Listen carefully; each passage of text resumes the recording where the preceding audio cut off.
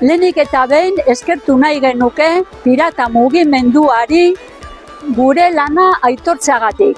Benetan ilusioa handia ematen digu. Euskal Herriko pentsiodunen mugimendua 2018ko urtarrilaren 15ean sortu zen. Urte askoren ondoren, pentsioan 0,05 igoera kaskarrangatik. Denon artean, osatu genuen Euskal Herriko pentsiodunen mugimendua. Mugimendu oso transversala eta dinamikoa. Eta laster beteko ditugu 8 urte hego Euskal Herriko 4 lurraldeetan astelehenero kalera ateratzen.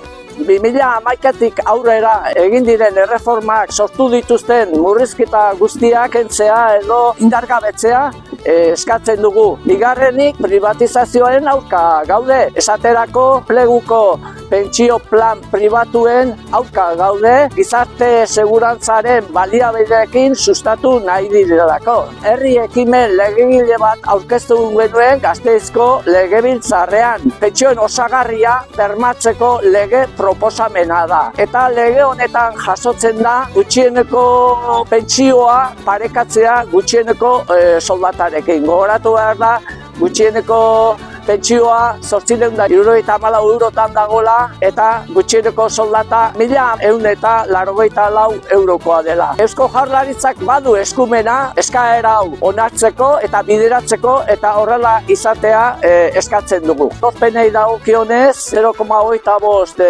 errebalorizazio indizea bertan behera ustea lortu dugula, pentsioen errebalorizazioa KPIaren arabera egitea lortu dugula. Eta baita ere, hain kaltegarria den jasangarritasun faktorea bertan behera ustea lortu dugula. Esan behar dugu baita ere, saretzen saiatu gera da, bai mugimendu feministarekin, gazteekin eta langile eta sindikatuekin, ez?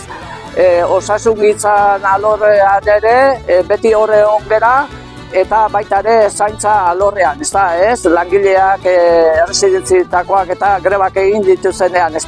Kalean egon gara eta mobilizazioa ikusi dira gure errebindikazioak eta beti ona da gizartea pixka bat piztea. Gora Donostiako piratak! Gora! Pentsiodunak aurrera! Gora pentsiodune borroka! Gora guta da! Gora!